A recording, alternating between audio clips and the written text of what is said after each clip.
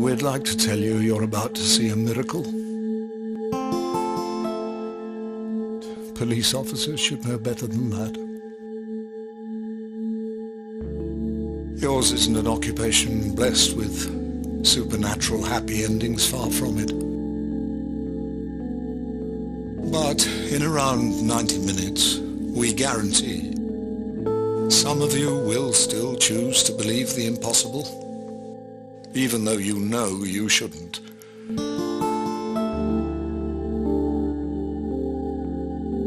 This miracle involves the murder of many police officers, hundreds of firemen, God only knows how many servicemen, good men and women.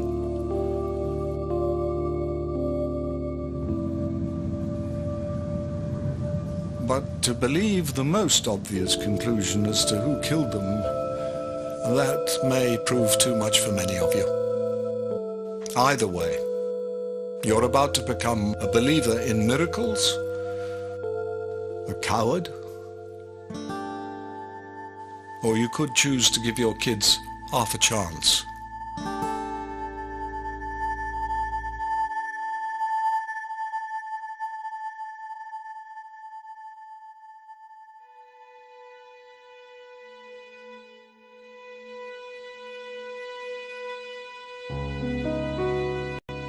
We've all heard about the magic of television. But 14 years ago, this was taken to new extremes. Not just one, but numerous news agencies would report our miracle. And in true prophetic style, they would announce it with great certainty before it had even occurred.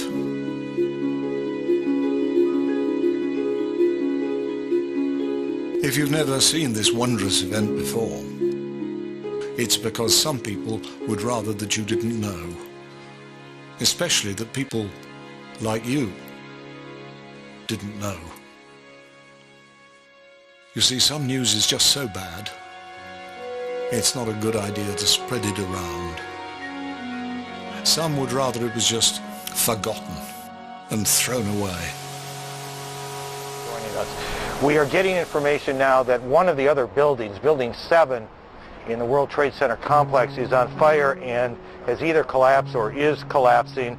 And you, to be honest, can see these pictures a little bit more clearly than I. But building number 7, one of the buildings in this very large... So again, as you're talking, news is continuing to come in, as you can imagine. We're now being told that yet another enormous building in New York has collapsed. It is the 47-story Salomon Brothers building, which was situated very close to the World Trade Center, right there in this financial capital. Now, more on the latest building collapse in New York. You might have heard a few moments ago I was talking about the Salomon Brothers building collapsing. And indeed it has. I'll probably find out more now about that from our correspondent, Jane Stanley. Jane, what more can you tell us about the Salomon Brothers building and its collapse? Presumably there were very few people in the Salomon building when it collapsed. I mean, there were, I suppose, fears of possible further collapses around the area. That's what you would hope, because this whole downtown area behind me has been completely sealed off and evacuated, apart from the emergency workers. That was done by the Mayor, Rudy Giuliani, much earlier.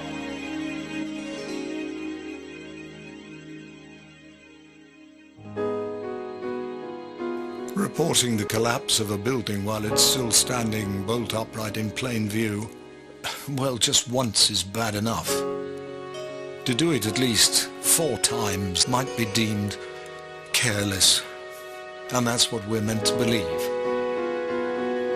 But World Trade Center Building 7, also known as the Salomon Brothers building, fell at 5:20 p.m.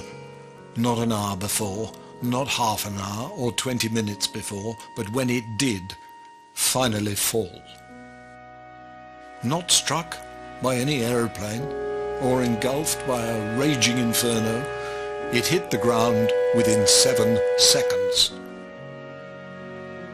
It would take US authorities 7 years to announce it fell due to normal office fires, in a report now proven to be riddled with lies and fraud. We all believed in a fairy tale once.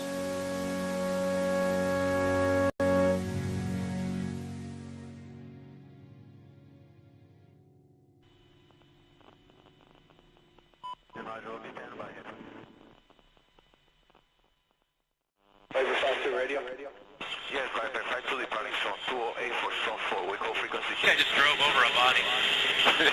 yeah. 555 243 change zone 4. Maybe there's a visual. I just drove over a body. We know this worldview, the peddling of lies, that 9/11 was somehow a Jewish plot, or that the 7/7 London attacks were staged. We must be clear. To defeat the ideology of extremism, we need to deal with all forms of extremism, not just violent extremism. You may wish to find a quiet place to discuss all this. It would appear some are getting a little nervous at the spread of disbelief. And besides, what you're about to see you won't find on your TV at home. And with an event that you instinctively know doesn't look right, you really should study all the available evidence before making any leap of faith. You hear that? Keep your eye on that building. It'll be coming down. Building is about to blow up. Moving back. All right, guys? We are walking back. There's a building about to blow up. Yeah, here's one of the guys. He can tell you I'm okay, all right? Here, hold on. You want to call your mother or something? You gotta get back. I know that. You gotta get back. All right? Don't worry about that. You gotta get back. All right? I know that. You gotta get back. All right? Medical student. He was down there. He was trying to help people, and then down. Yeah, so I was just standing there. You know, we were watching the building actually because it was on fire. The bottom floors of the building were on fire, and you know, we heard this sound that sounded like a clap of thunder. Turned around, we were shocked to see that the building was well, it looked like there was a shock wave ripping through the building. There was an explosion, and the landing gave way, and I was left there hanging. I had to climb back up, and now I had to walk back up to the 8th floor.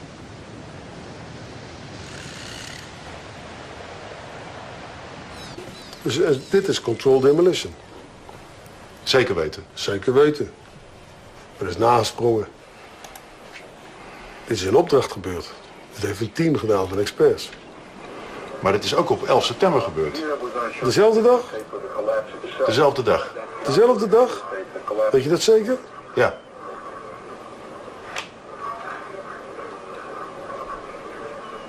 Was het zeker weten de 11e? Daar waar ze.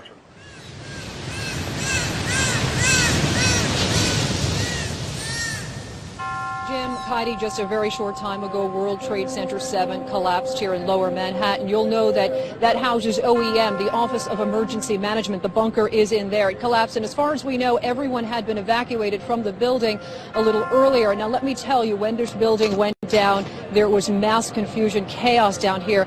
I looked around, and all I saw was a wall of police officers running for their lives. And I'm going to call in Bill Rosati. He was here when it all happened. He saw it for himself. Bill, if you can just tell us what you saw, what you heard. Well, I was standing like 2 blocks away, and all of a sudden I just seen a big flash, and then I seen the building coming down, and I just seen people just running everywhere, chaotic like. Walking back. There's a building about to blow up.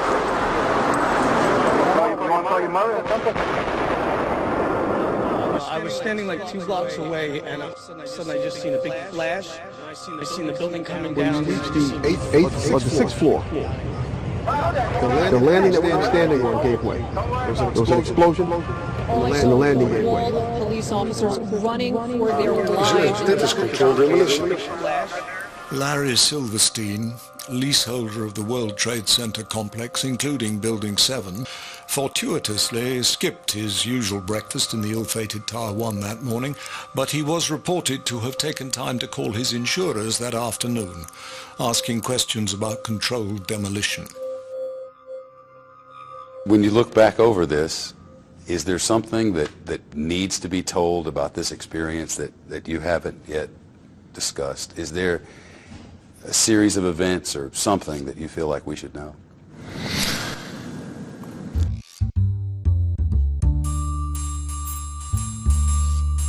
Let's get to calls. Kathy's waiting in Kingsport, Tennessee. Democratic caller. Hi, Kathy. Hi.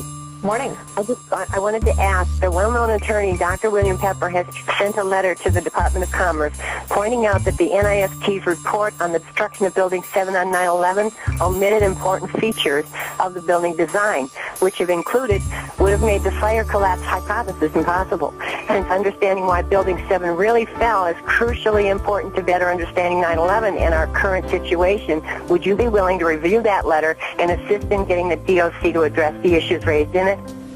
I'd be happy to review the letter. I have to say I'm not familiar with that correspondence. Anybody with two functioning brain cells and an internet connection can see that there are huge questions about 9/11, yet you will not have one single mainstream media source look into this blatant smoking gun that 9/11 was an inside job. You continually obfuscate or paint the people that are just trying to get simple answers as, conspiracy theorists. The conspiracy theory lies in our government.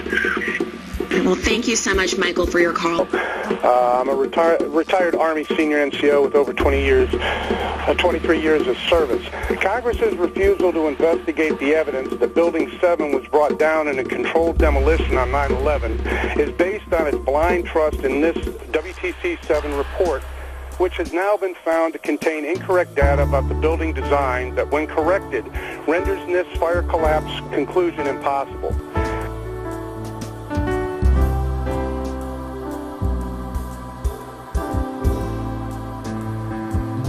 The evidence that the World Trade Center Building 7 was brought down with explosives on 9/11 is real and proven, and more people are waking up to it every day. How much more trust of the American public does Congress have to lose before it faces reality and acknowledges the need for a new investigation into Building 7's destruction? I don't think it needs any more investigation. I don't think that.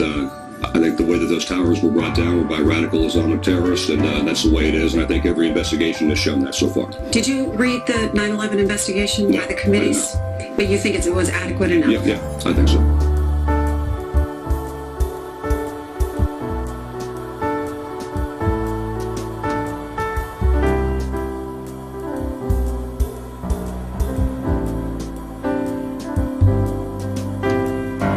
National Institute of Standards and Technology acknowledged that the World Trade Center Building 7 fell at free-fall acceleration for over 100 feet on 9/11, which means it was meeting no resistance for 8 stories. So sparing me a diatribe about conspiracy theories, can you please give me a straight answer on how you think that's scientifically possible without the use of explosives? Look, I think we should pass on this question. This has shocked everybody again. That is 10 West reporter Al Jones with the news and giving us that description of World Trade Center Building number 7 going down, a 47-story building. That, too, is gone.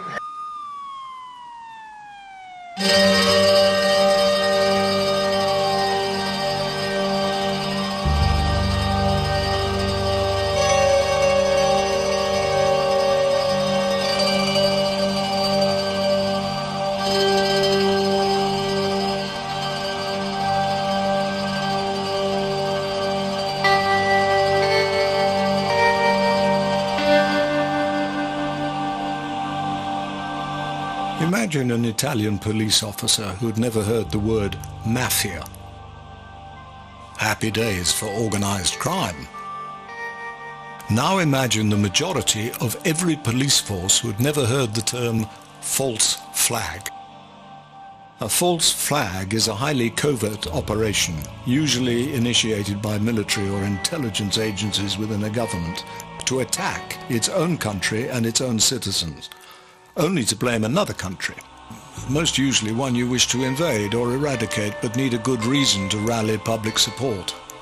Terrorism usually does the trick. And if you think the notion of governments killing their own people for political leverage died out in the games of Rome, you're about to be proved wrong. Because even dead coppers and firemen, those who are often first on the scene of a false flag attack, are nothing but very useful statistics to enrage any public sick of funding expensive wars.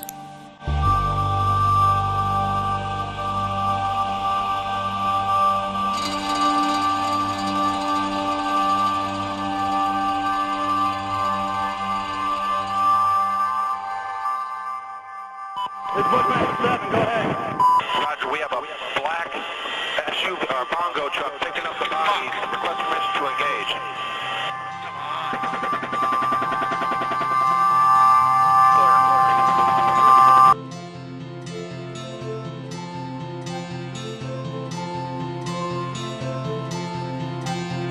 Matt Campbell's brother Jeff died on 9/11, one of 67 British citizens who happened to be in the wrong place at the wrong time.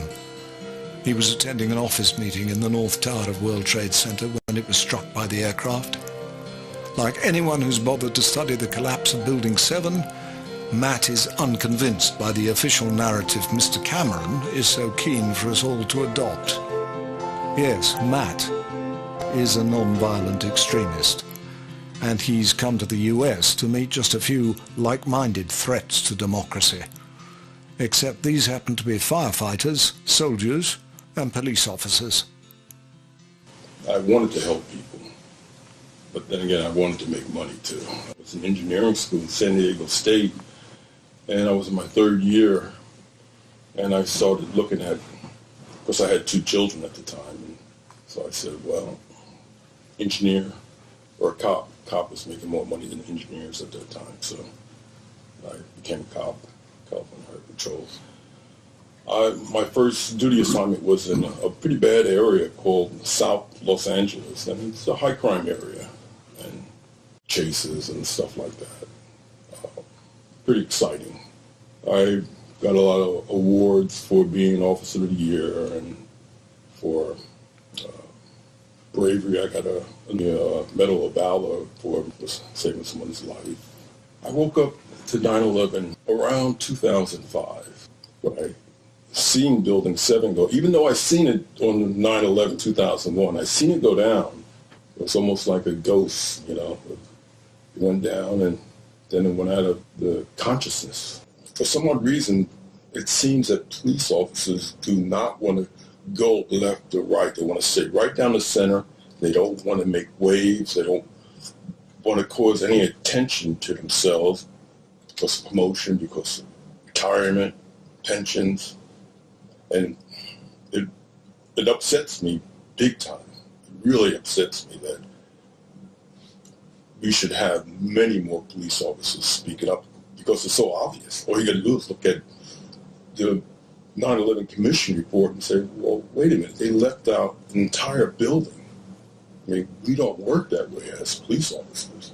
When we're assigned to investigate a collision, a 3-car collision, if we don't have 3 cars in that collision report, our sergeant will jump down our throat. Not look at the evidence, to ship evidence over to China to destroy a crime investigation the way we did. I mean, it was completely destroyed.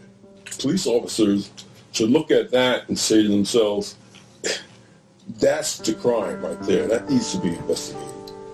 You can't sit up there and destroy a crime scene the way we did without investigating, without photographing, without analyzing evidence, without going to witnesses and getting full statements.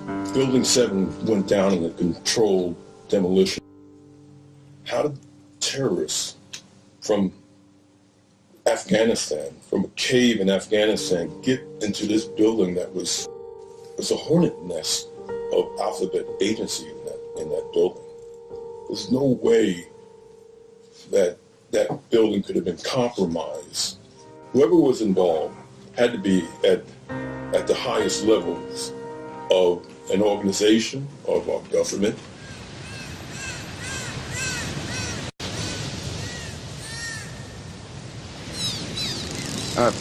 Stretch. Big stretch. sorry. Mr. President. I know you said there'll be a time for politics, but you've also said you wanted to change the tone of Washington. Howard Dean recently seemed to muse aloud whether you had advanced knowledge of 9/11. Do you agree or disagree with the RNC that this kind of rhetoric borders on political hate speech? Yeah. Look, there's time for politics. And, you know, it's time for politics. And it's an absurd insinuation. You need to educate yourself. You need to look at the evidence. Revisit 9/11. It's going to be for our country. Turn off the television for half an hour a week and just get the information in your head about what happened on 9/11. And the fastest way to get there is just go to Building 7. Look at World Trade Center, Building number 7, the Solomon Brothers building. Watch it fall. And if you can tell me that building office fires, I'll take you out to a steak dinner. John, is there anything you want to add to that? Is there anything that you didn't sort of cover? No. I can't even think. For a man who's not very loquacious, you did okay, didn't you? Yeah, well, I got all these damn white folks staring at me. I better do something. Yeah, absolutely. If he has a weapon on his hand. No, I haven't seen one yet. We'll see. You got that guy crawling right now on the curb? Yeah, I got him. I put 2 rounds near him, and you guys are shooting over there too, so we'll see. In March 1962, JFK was presented with a document known as the Northwoods Proposal, with chilling similarities to 9/11. Kennedy's Chief of Staff, General Lyman Lemnitzer, along with others, put forward a plan to bomb parts of Florida, even Washington, D.C., to hijack aircraft, blow up ships, and then blame it all on Cuba, using a compliant American media to break the shocking and totally deceitful news to an outraged public. Even the BBC acknowledged the existence of Northwoods, though, as we'll soon realize, good old Auntie Beebe has now become something of a whore for American politicians, especially when it comes to 9/11. And there is very grave danger that an announced need for increased security will be seized upon by those anxious to expand its meaning to the very limits of official censorship and concealment. That I do not intend to permit to the extent that it's in my control.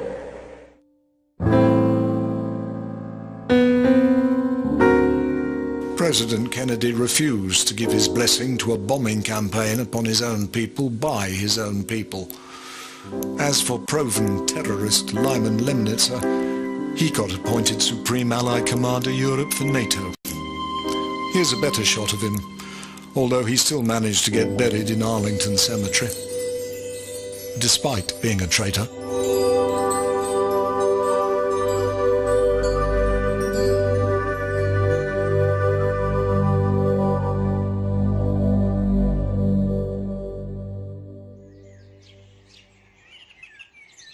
Joined as a cadet in '66, became a regular officer in '68.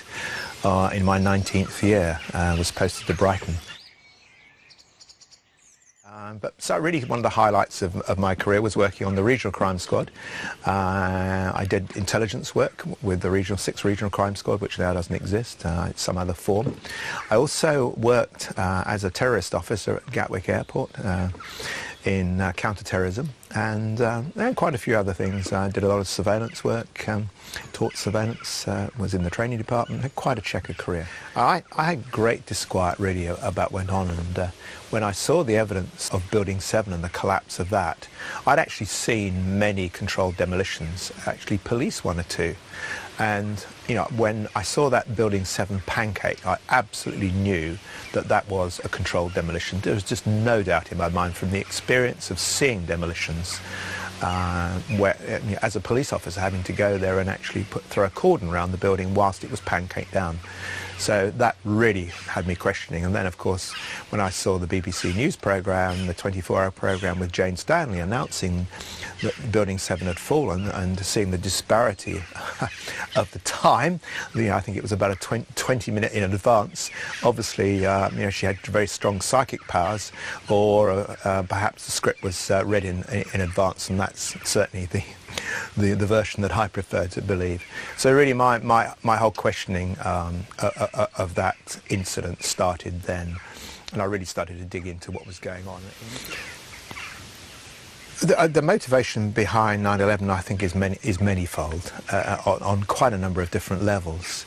On one level, there is obviously the excuse, and it was obviously very much planned beforehand. I think when you read some of the documentation, PNAC, the project for the New American Century, that was written well prior to 9/11, is a very well resourced document now that's very available.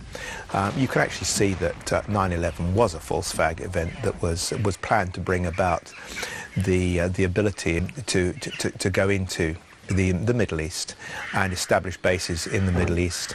Obviously, it was partly a resource-based situation, but really to establish a stronghold in an area where resistant pockets of strength were going to be attacked.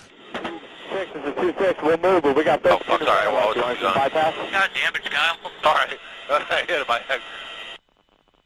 All right, you're clear. All right, I'm just trying to find targets again. Bushmaster 6, this is Bushmaster 2-6.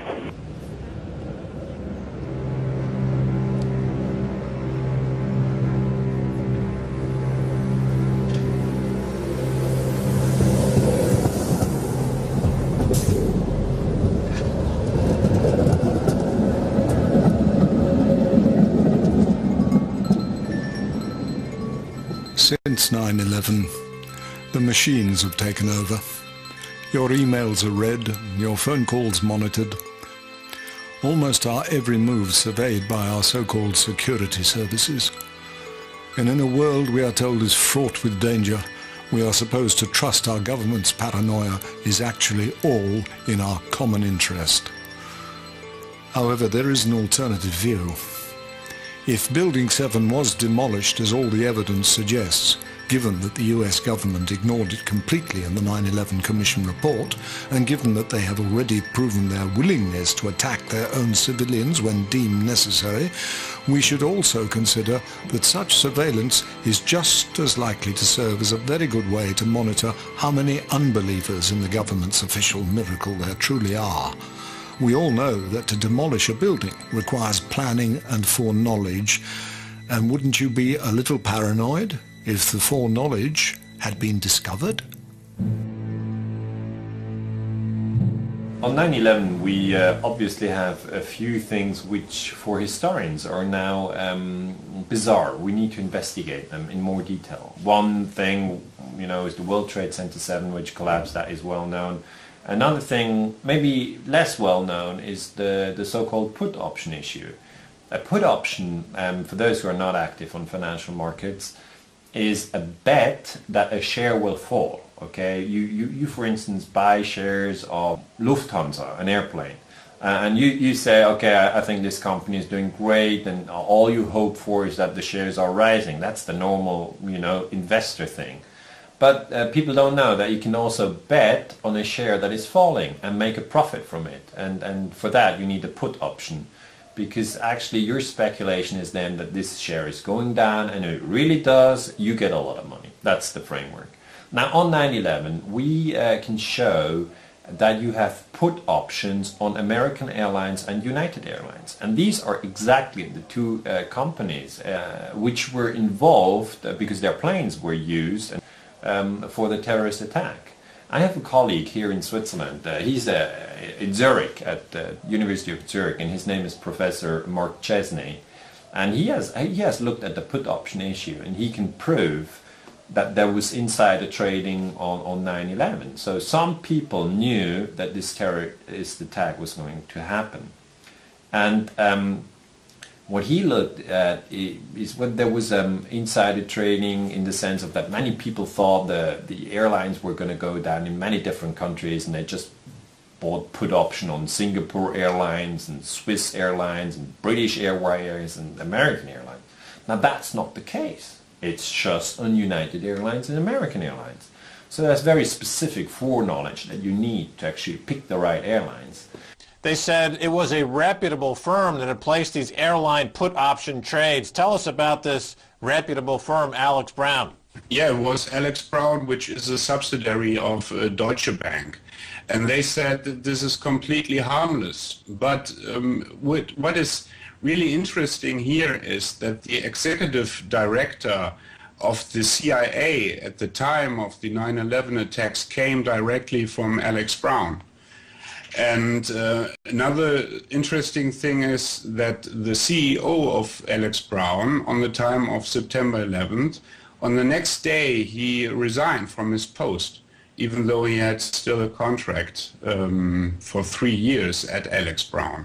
So this is a little bit strange, isn't it? Well, it demonstrates a direct pipeline of information between the CIA, Alex Brown, where these put options are. And I believe after the events, something like $5 million of profits were never claimed, correct? Yeah, there are different numbers out, but we can say something in between 2 million and 5 million, yes. So, to sum it up, you had insider trading on 9/11. Somebody, knew that you can make $1 million or more, even on a day where people get killed, when it's all a tragedy. Some people get rich on that very day. And what we as historians would expect is that on such an issue, you would have a very thorough investigation by the Securities and Exchange Commission, SEC. That didn't happen. It just didn't happen. What we saw was that the Keane report, which is the investigation that the government of President Bush said could happen, that this investigation said, yes, there was insider trading, but we couldn't trace it back to Osama bin Laden. Okay, so to whom could you trace it back? That'd be the next question, but they just don't do it. They just don't do it. So the put option issue is something that needs to be clarified if ever we want to understand the terrorist attacks of 9/11.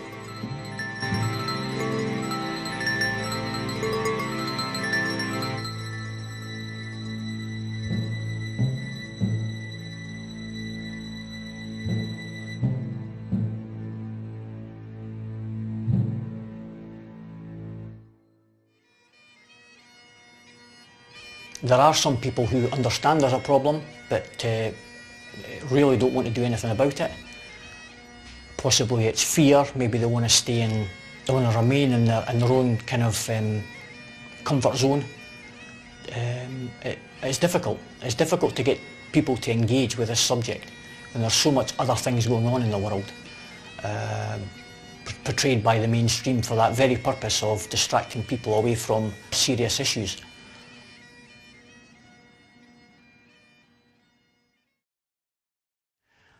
I've joined the fire service in November 2000 and I'm currently employed by the Scottish Fire and Rescue Service in Edinburgh. I've been aware of the problems with the official story for 9/11 since approximately it was 2010. For a period of time I was in a state of shock that we had not been told the truth about that event. I was surprised that I hadn't seen Building 7 before. It's not something that's been publicised. There are not many people that know about it. If you want to know about Building 7, you more or less have to go on the internet and research it for yourself. But we really couldn't see a lot of damage from this angle, from the north side of the structures.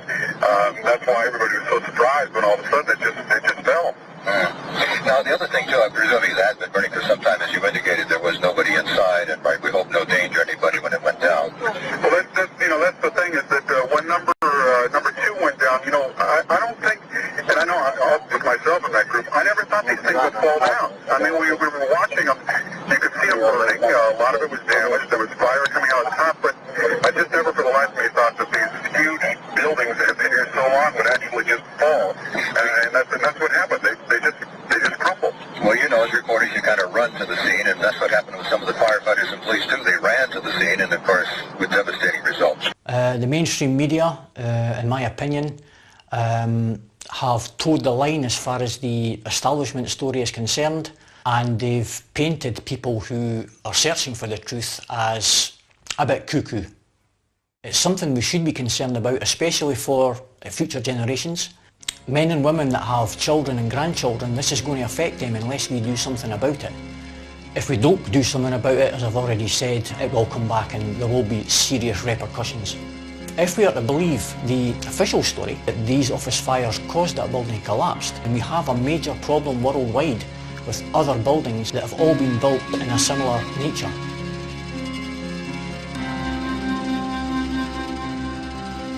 You don't get explanations when you visit Ground Zero.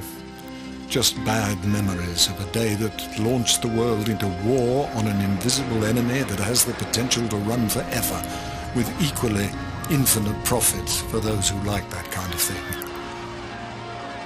But the US authorities do stretch to a crayon and a piece of paper should you choose to etch the name of your loved one from the list of thousands.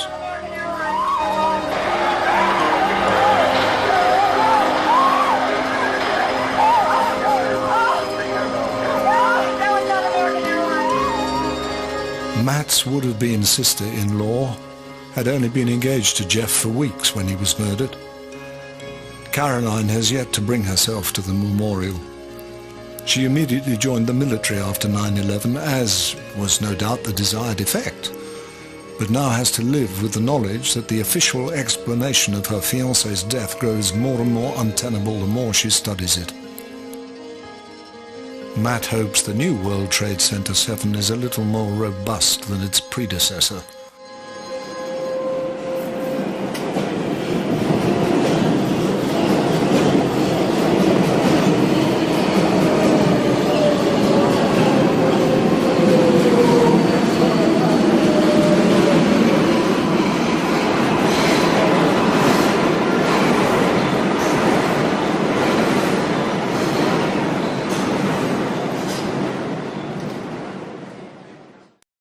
So at 5:20 in the afternoon, Building 7 drops like a rock, top to bottom in 7 seconds. This is clocked by physicists, and it's free fall acceleration. It's just as fast as dropping a bowling ball off the top of the building. For at least 2.5 seconds, the physicists say it came down at free fall. NIST originally denied this, saying, well, if it came down at free fall, that would mean there'd be no structure, the columns supporting the building. 40,000 tons of structural steel is designed to keep that building from going anywhere.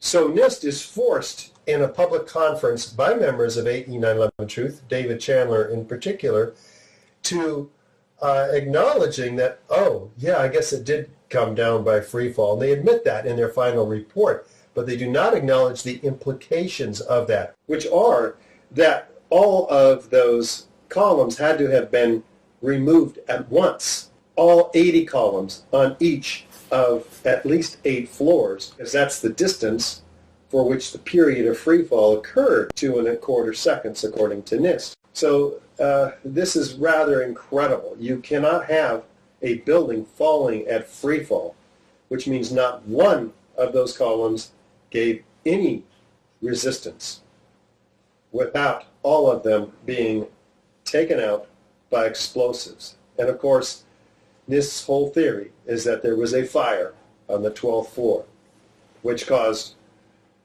expansion of beams, which caused a pushing of a girder off of its seat on a column 79, which caused the 13th floor to fall on the 12th, 11th, etc., which caused the interior of the building to cave in. And then that instability traveled laterally. And then, and only then, the entire building drops in 7 seconds. Of course, if all that was going on inside the building, which never could have happened for at least a dozen reasons, you would have seen massive telegraphing and warpage on the exterior perimeter structure, which the videos do not reveal at all. Did you know a third tower fell on 9/11? Today we're going to release to you results of a brand new poll that show that more and more Americans are rethinking what happened on 9/11, and increasingly More people are saying they do not believe the government's version of events. In 2008, the National Institute of Standards and Technology, or NIST, released its long-awaited report on the collapse of World Trade Center 7. The lead investigator, Shyam Sunder, told journalists, World Trade Center 7 collapsed because of fires fueled by office furnishings. It did not collapse from explosives or from fuel oil fires. We really have a new kind of progressive collapse that we have discovered here, which is a fire-induced progressive collapse. As of today, 2,000 professional architects and engineers from around the world have come out to say that the NIST claim that Building 7 came down as a result of simple office fires is not only untrue, it's not possible. Tony Zambati, a mechanical design engineer with 27 years of experience in the aerospace and communications industries, and one of those 2,000 engineers calling for a new independent investigation into the collapse of Building 7 and the World Trade Center towers. What a legitimate investigation would have done would have been to interrogate anybody who had access to those interiors. I'm not talking about office people, I'm talking about maintenance, contractors, security people, contractors, those type of people. That's never been done. That has never been done. And I was going to ask you that too. Is that ultimately the goal here, is to get, I've heard, to get an independent investigation? The claim from NIST, the final report that they released in 2008, I believe it was, right, says that that building collapsed as a result of office fires. Right. And you all say that's not only not true, it's not possible. Why is that? It is not possible.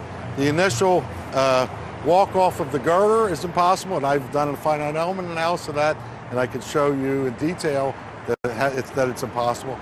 The column buckling, column 79, that buckling is impossible, and the complete free fall is impossible in a natural collapse. And there is another issue of how NIST says Building 7 came down.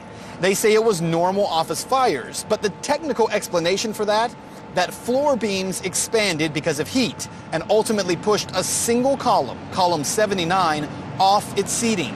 NIST says that caused the entire collapse of the building. What NIST went on to say in that report in 2008 was that the reason that column was able to be pushed off of its seating was because they said the column was unrestrained. And yet it was discovered last year in 2012, after a Freedom of Information Act request was granted, that NIST claim was not true. The columns were restrained. In fact, there were 3,896 shear studs holding those columns in place.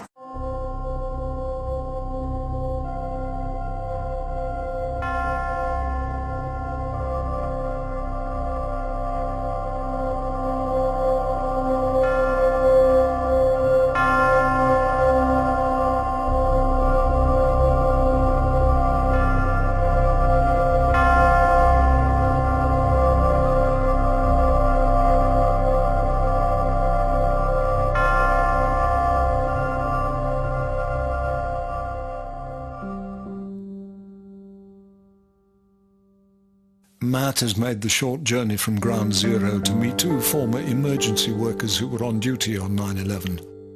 Far from extreme, it's common sense and not a little patriotism that gives them the courage to speak out. I achieved the American dream only to wake up to the American nightmare. It was a tough situation for us all. We lost 343 guys on that day.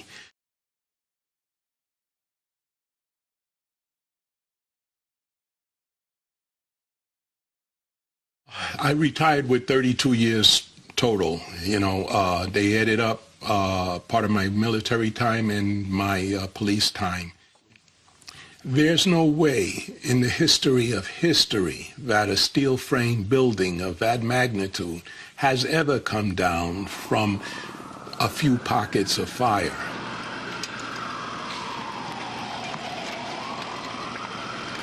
I knew instinctively, I was suspicious. It just came down. And there's no question that that was a demolition job that anybody with an open mind and common sense cannot deny. The fire department mentality is such that it's patriotic, it's pro-government, it's pro-normalcy, and especially when we were doing the funerals. I did 7 and I couldn't do any more. when people have died, and they don't want to hear that. That's the last thing, and especially unpatriotic. That's not something you talk about. So no, I didn't even bring it up. But they're just not ready for it. If you're really patriotic and you really care about what happened to our brothers and what is happening to our country, start doing your own research. We have a web where you can start to research and cross-reference things, and there are materials that you can read, and there are sources you can go to, and you can put together your own incontrovertible facts that point you in the right direction. And don't rely on the media. The media is not there for you. It's there to manipulate you. I am a retired Jersey City police officer who served 23 and a half years for the Jersey City Police Department. Jersey City is directly across the Hudson River from World Trade Center. There's no way, you don't need to be an expert to see that. That building was brought down on purpose, with purpose. And if they had said, oh, we're going to take it down on purpose and we're going to plant certain explosives to bring it down, it wouldn't happen in 3 hours. Or 6 hours. It would be 3 days or 4 days of preparation to make that happen. And I don't see that happening there. And that's just a legitimate question. Anybody with the brain could think that.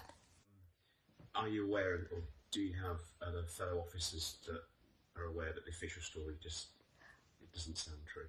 Yes, many police officers who think about it say, well, that doesn't make sense. Yes. But there was one in particular on my job, and basically they gave him a psych evaluation, which they see if he's able to carry a gun. Now that's your livelihood. So after you started asking questions. Yeah, well, he was putting things online, saying, well, what about this or what about that? And basically they will threaten your livelihood. And if you have children or you want to keep your job, or retire from a pretty good job. If you keep everybody busy, with the wrong reasons, they can't find the right reasons.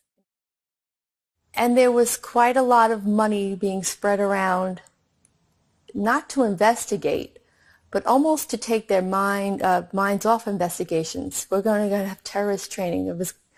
We're going to have new radio systems to communicate better. There was so much money being thrown around that the investigations were virtually stifled. And anybody who asked questions were, in my opinion, stifled. I'm gravely concerned about the information provided us just yesterday that the President received a warning in August about the threat of hijackers by Osama bin Laden and his organization. We shouldn't jump to any conclusions. You told us earlier this year that Vice President Cheney called you and asked you not to hold wide-ranging hearings and to limit the investigation to the Intelligence Committee. Looking back, why do you think he made that call? Do you think that he knew that the White House did know something and that they were trying to keep the investigation limited because they didn't want to look culpable at all? Well, I'm not going to come to any conclusions. It is true that the Vice President has requested on several occasions that we not have an investigation into this issue. How many times did the Vice President ask you not to investigate this, and have others at the White House also asked that there be no investigation? Oh, I'm not sure. There were numerous times. I can't recall exactly how many. What were his reasons? His reasons were that the intelligence community was so involved in the aftermath of 9/11 that they didn't want to take people off of what it was they were doing to do something like this. He asked you once, just to make sure I'm clear on this, he asked you more than once. Correct. And it was it more than twice? Bob, it was 3.5 times. Yeah. And it was no investigation whatsoever. He wasn't asking for it to keep it closed, to keep it to intelligence. He wanted no investigation. That's correct. What kind of government doesn't want an investigation into the biggest attack on its homeland since World War II? Breaking news we're getting from the PA Newswire that there's been reports of an explosion outside Liverpool Street Station. That, of course, in the East End of London. It's the bordering area. And what kind of treasonous little arsehole would try that in our country? At the moment, we have a clear active threat. I want our police and our security services focused on dealing with that threat. If they end up being engaged in a public inquiry, the reality is, no matter what people might want or say they want at the outset, is that the resource and commitment and energy of those services will be diverted into that in circumstances where we know what has happened. Now, I totally understand, particularly when families are reading constant reports in the media about pieces of information that the security services had that they didn't act on. John Hill, BBC Conspiracy Files. Can I ask you why you've made a film accusing innocent people of mass murder on 7/7 with no evidence at all? You have made a film which is damaging trust in the British government. Is that your intention, Mr. Hill? Since we caught up with him, John Hill has been arrested. He is facing extradition to the UK on a charge of perverting the course of justice by sending DVDs of 7/7 Ripple Effect to the judge and jury foreman in a trial linked to 7/7.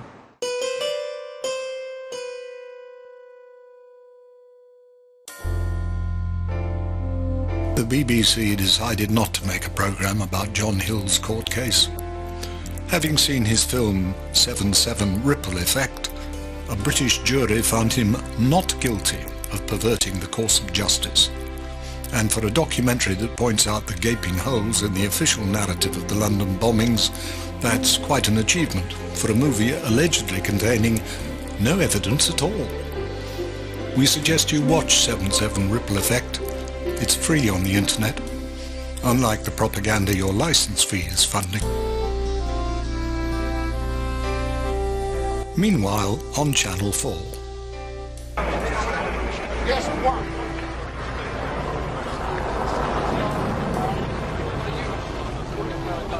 She was brought to the hospital just before 11 o'clock today. She was taken to theatre, and after about an hour undergoing surgery, she died at about midday.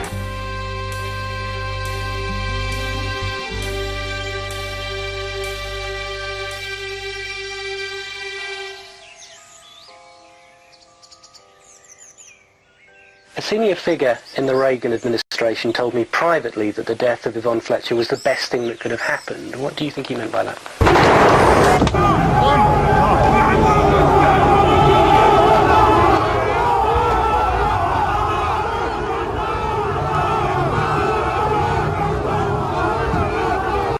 The political dimension was that it changed the attitude of the British government toward Gaddafi.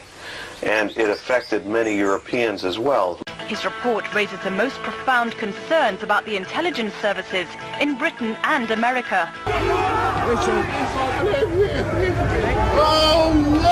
Shot in the leg!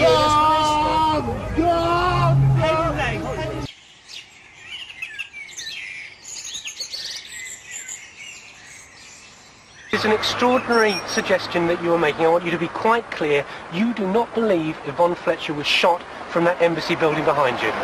For two reasons. The terminal velocity of 30 yards, which is the distance from me to the building, would be an extraordinary event for a submachine gun bullet. And secondly, the angle of 60 to 70 degrees of entry into the body would be totally inconsistent with an angle of 15 degrees or so coming from that building. There may well have been shots fired from number 5, but you can't say that the bullet that entered her body came from that angle. It's impossible to have that occur. Lieutenant Colonel George Stiles, 26 years in the British Army, was one of its leading weapons experts. I don't think a submachine gun killed the police lady. Why not? Because the bullet was going comparatively slowly, and I think from a submachine gun it would have gone that extra bit faster than the wounds that you've described. Sterling is a submachine gun, and at 30 yards you'd expect the bullet to go almost straight through anybody standing in front of it. From the description of the wounds, I think if it was a submachine gun, there would have been a little bit more penetration. The bullet wouldn't have tumbled about so much, it would have gone a bit straighter. The end of the range of a submachine gun certainly isn't 30 yards. On Dispatches this week and next, back on the trail of one of the most important investigations the programme has mounted. Dramatic new evidence on the killing of policewoman Yvonne Fletcher in London's St James's Square. Tonight, how the official version of the events behind her murder cannot be true. How she cannot have been shot from the Libyan embassy. But if not, then how? In a major two-part investigation, Dispatches reporter Joe Laban pieces together the full sinister truth behind her death. He will meet the man who knows just why she was killed, and the man who brought the gun into this country. And he will ask exactly who was in the know.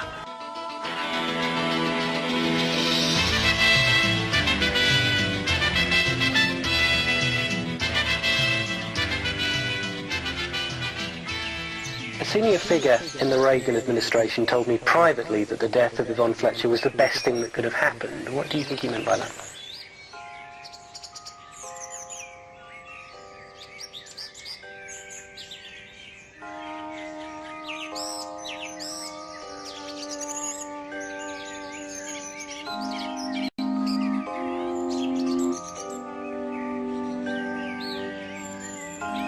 Where do your loyalties lie?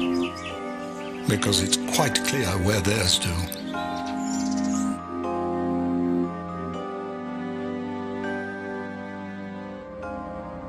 Let us never tolerate outrageous conspiracy theories concerning the attacks of September the 11th. Malicious lies that attempt to shift the blame away from the terrorists themselves, away from the guilty. Mr. Secretary, according to the Comptroller General of the United States, there are serious financial management problems at the Pentagon. Fiscal year 1999, 2.3 trillion missing. Fiscal year 2000, 1.1 trillion missing. And DOD is the #1 reason why the government can't balance its checkbook. The Pentagon has claimed year after year that the reason it can't account for the money is because its computers don't communicate with each other. Finally, Mr. Secretary, after the last hearing, I thought that my office was promised a written response to my question regarding the 4 war games on September 11th. I have not yet received that response, but would like for you to respond to the questions that I've put to you today, and then I do expect the written response to my previous question, hopefully by the end of the week. Mr. Bush was very quick to make it clear about so-called conspiracy theories on 9/11. Alarmingly quick. Non-believers are a particular problem. They're very keen to have disappear, even to have outlawed. And making problems disappear is something they're rather good at in America. So too their media, especially when it comes to false flags and political obstacles. Good evening. Dr. Martin Luther King, the apostle of nonviolence in the civil rights movement, has been shot to death in Memphis, Tennessee. Police have issued an all-points bulletin for a well-dressed young white man seen running from the scene. Officers also reportedly chased and fired on a radio-equipped car containing 2 white men. Dr. King was standing on the balcony of a second-floor hotel room tonight when, according to a companion, a shot was fired from across the street. In the friend's words, the bullet exploded in his face. Police, who have been keeping a close watch over the Nobel Peace Prize winner because of Memphis' turbulent racial situation, were on the scene almost immediately. They rushed the 39-year-old Negro leader to a hospital where he died of a bullet wound in the neck. In 1999, the widow of Dr. King wants to try the named conspirator Lloyd Jowers as a conspirator in the assassination of Dr. King. William Pepper is the King family attorney. And a jury found that the United States government, along with Lloyd Jowers, conspired to murder Dr. King. It's what we already knew, but that trial was not covered by the press. There was only one journalist in the room.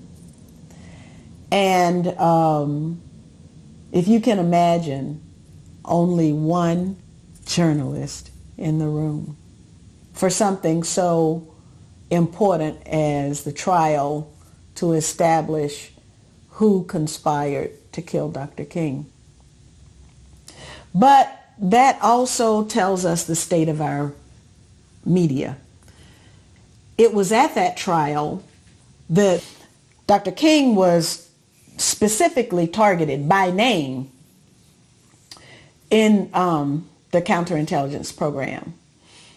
He was harassed, he was vilified, he was persecuted in every way imaginable. And all he wanted was the right to vote for black people. That's all. I mean, you know, now they figured out other ways to subvert the vote, but they should have known that they were going to be able to do that. So let them vote and stop the, you know, the turmoil that the country was going through. But no, and the church committee reports reveal that this behavior, the counterintelligence program behavior, was carried out for political purposes for certain individuals who had political objectives. What that means is that individuals who were insiders had access to the tentacles of government and could manipulate those tentacles for their own benefit. This is a very important finding of the church committee reports. December 1999, Judge Joe Brown came to one of my many COINTELPRO hearings that I had when I was in Congress. And I had one on the murder of Dr. King, and there I had Judge Brown studying the ballistics of that so-called murder weapon and found that it was not the weapon that actually killed Dr. King. Now, that's very interesting because that rifle is at the Lorraine Motel in Tennessee, purportedly the murder weapon, but it's not the murder weapon. Everything that you think you know about the murder of Dr. Martin Luther King Jr. is a lie. One journalist in the room.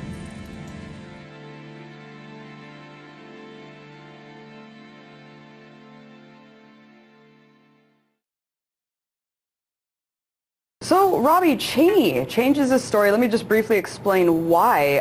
In this documentary on Showtime, he says that there was a shoot-down order, that he actually said he was going to shoot down the plane to save lives, which actually contradicts the 9/11 Commission report that says that there was no order made. Why do you think he changed his story here? Well, because I think that he probably thought that people didn't remember that he had presidential emergency powers on that day. And I mean, the testimony shows that Cheney, you know, was at least criminally culpable for not issuing an evacuation order. During the time that the airplane coming in to the Pentagon, there was a young man who would come in and say to the vice president, the plane is 50 miles out, the plane is 30 miles out. And when it got down to the plane is 10 miles out, the young man also said to the vice president, do the orders still stand? And the vice president turned and whipped his neck around and said, of course the orders still stand. Have you heard anything to the contrary? Plane's 10 miles out, 20 miles out, 30 miles out. Does the order still stand? Cheney's saying, of course they still stand. Obviously he's talking about a plane coming close. Why do you think there wasn't an evacuation order issued from the Pentagon?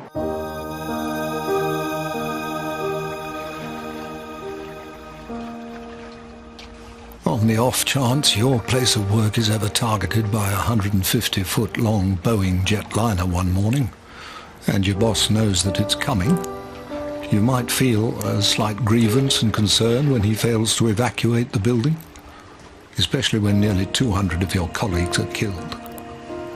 April Gallup and her baby boy suffered serious injury at her Pentagon office when it was struck just yards from her desk. Foolishly, she believed she had a right to question this and other failures in a court of law, and to get a fair hearing.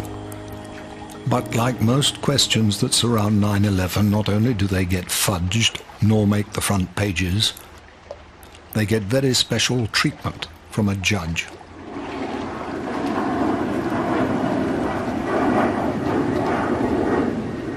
The least thing we can rationally say is, you were on duty that day. This was your job. This happened on your watch. We don't know, based off evidence, whether you were intentional, deliberate, or you were indirectly involved just on the basis of this was your duty. For example, like a CEO. No, you're not responsible for the person the accountant who might run off with all the money, but you're the CEO. You should know the people that you hire. You should know, the type of people that you hire. So we thought that that was a fair, rational premises to bring to court because you failed. I first realized about it through my attorney. He was going over the likelihood of, we would have a higher likelihood of being challenged than we would of it going through proper, I wouldn't say proper, but going through in a more smooth manner, like it's due process, that he felt like we would have more challenges. So I was wondering, okay, I expect that. What would that be? And that's when he let me know about Mr. Bush, relative, being one of the judges. So I didn't know how close he was. I just was told that he was a cousin. I don't know if he was first, second, third. I didn't know his numerical, but the issue was, even me, not knowing, the legal world, that I just felt like that's conflict of interest. My first thing was, okay, I'm sure you know legally what you could do to try to handle that or to deal with that, whether it's file a complaint, which I wouldn't know what he would do, but said whatever you need to do, try to work through that because, wow, that is going to be a problem. Well, he got sanctioned and they considered the case as frivolous and it was thrown out. And so that was a big disappointment because we never really got to really present the bulk of the information and the evidence. And so with the frivolous claim, that meant, and not on top of that, we're going to sanction this fine.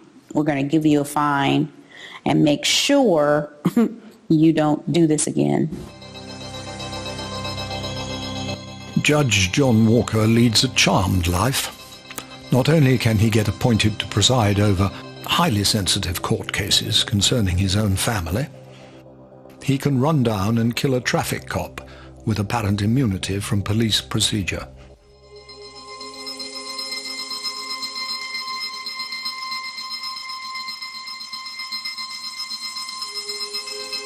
It's 4 o'clock. I'm Rupert Bartier. The Chief Inspector of Schools has published what he describes as a sometimes shocking report into claims of extremist plots to take control of schools in Birmingham. The Chief Inspector of Schools in England delivers a damning verdict on the way some schools are run in Birmingham. The Education Secretary says new rules will be drawn up after 5 Birmingham schools were put into special measures over claims of Muslim extremism. The damning verdicts on the Birmingham schools at the centre of an alleged Muslim plot. 5 schools in Birmingham are being placed under special measures following claims they're under the influence of Islamic extremists.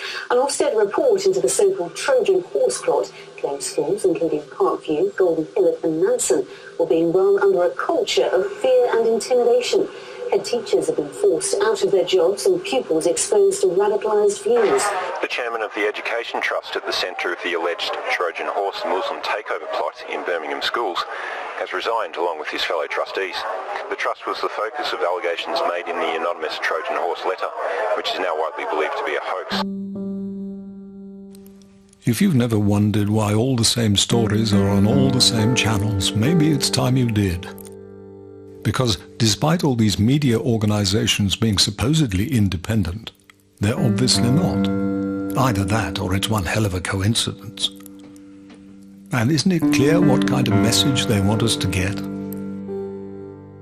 One British man decided he didn't believe it anymore. So he went to court to obey the law.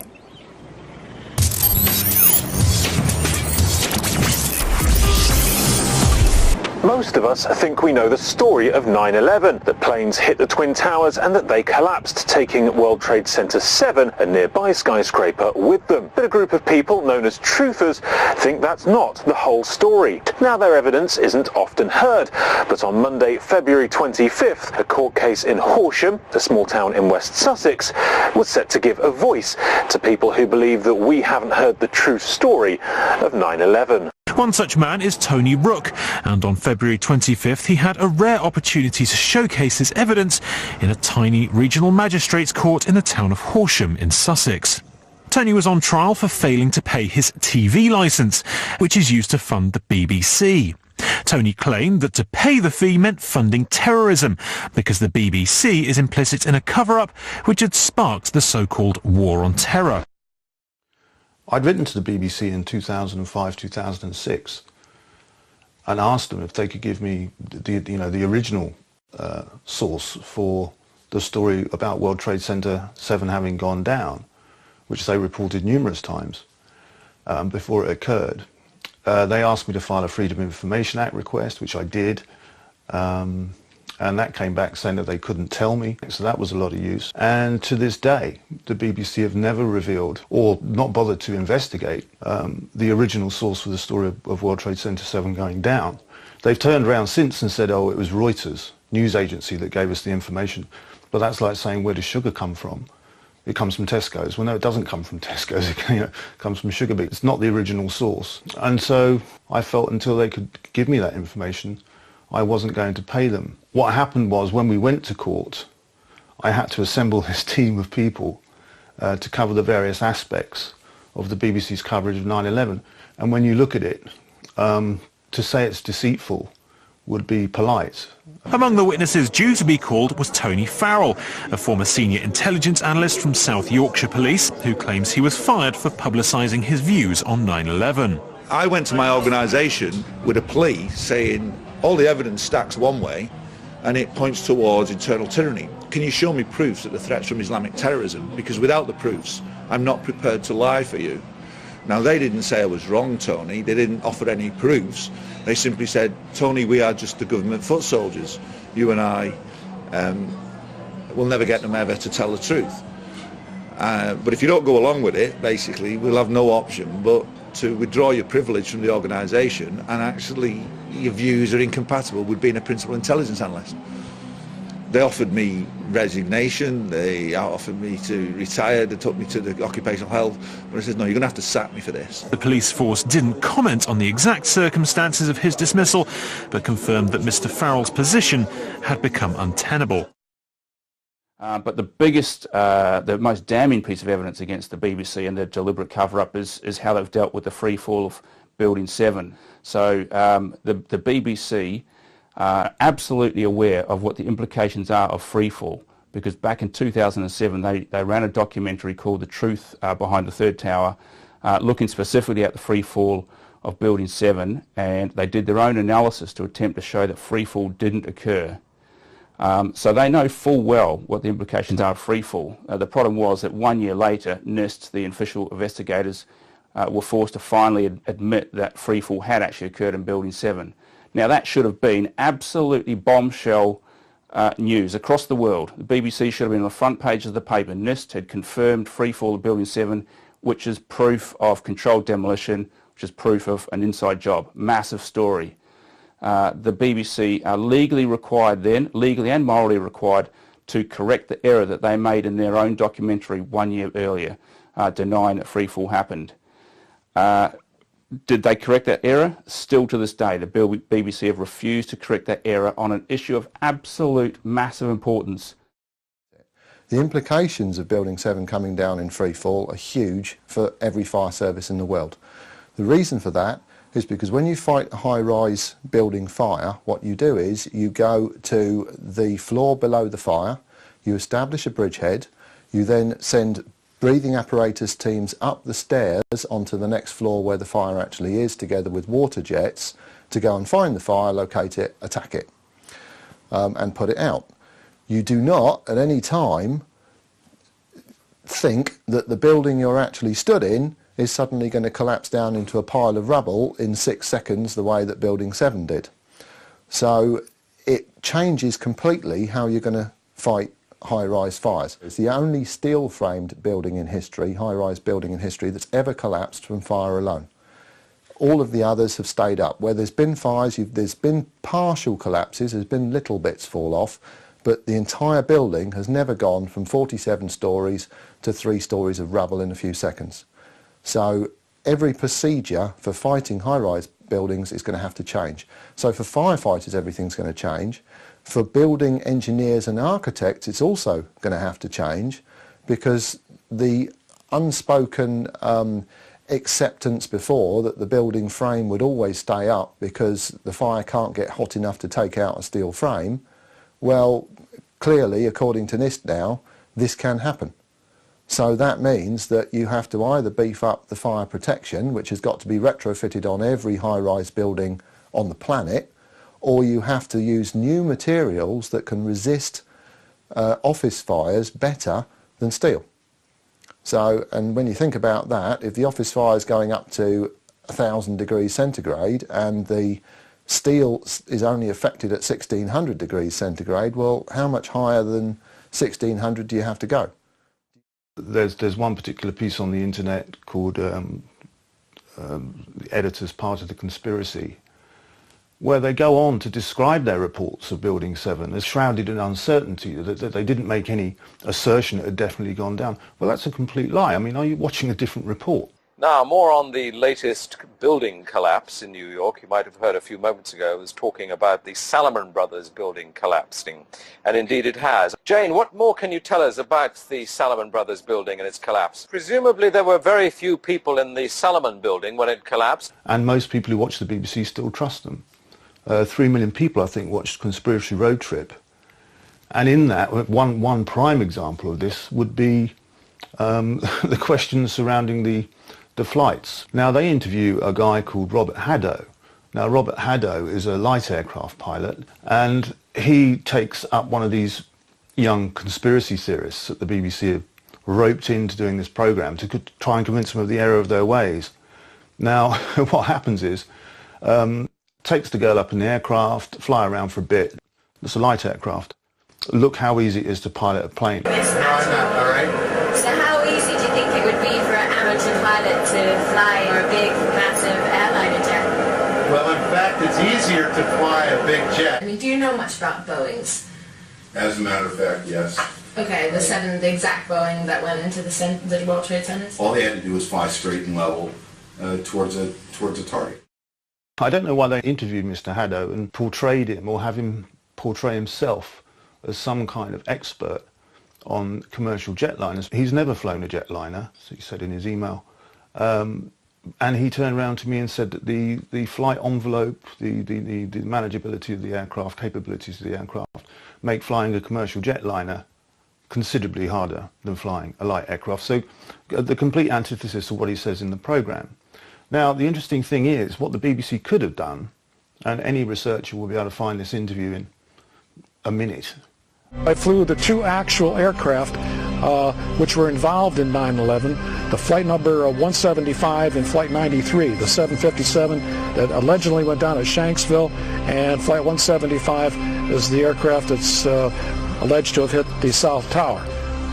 I don't believe it's possible for, like I said, for a terrorist, a so-called terrorist, to train on a 172, then jump in the cockpit of a 757, 767 class cockpit, and vertical navigate the aircraft, lateral navigate the aircraft, and fly the airplane at speeds exceeding its design limit speed by well over 100 knots. I couldn't do it, and I'm absolutely positive they couldn't do it.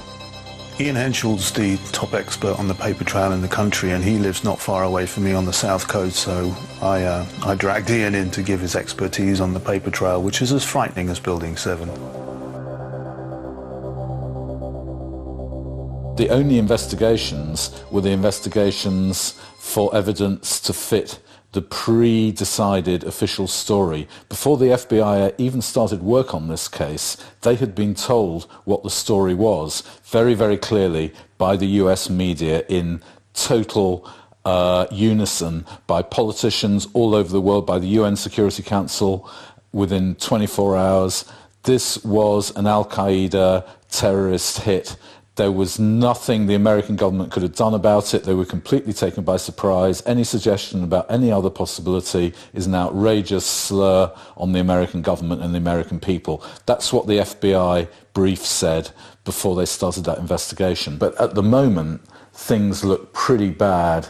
The CIA have got a lot of explaining to do, and the longer they go on in denial, and that is their current position, they flat out deny Richard Clarke's allegation that they must have consciously allowed the 9/11 hijackers a safe passage, consciously allowed.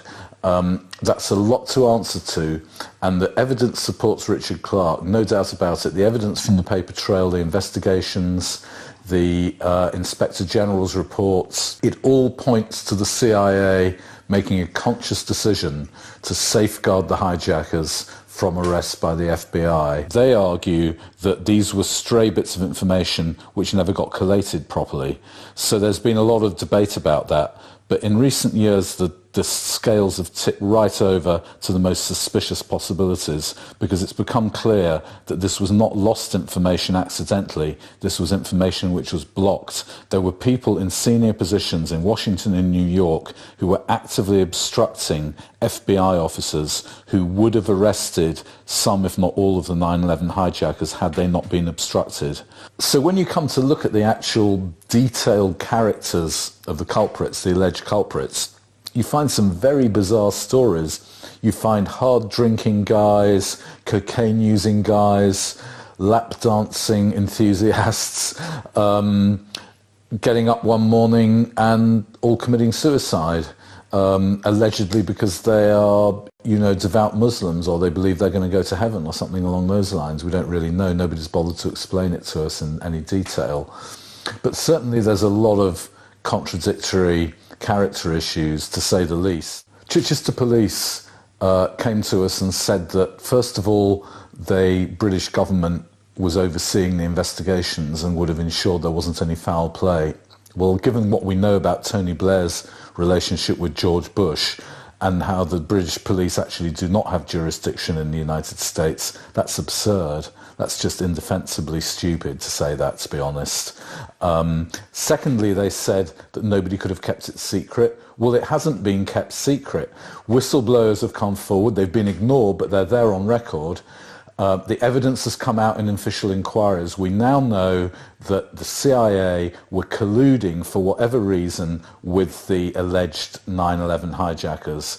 That's proven.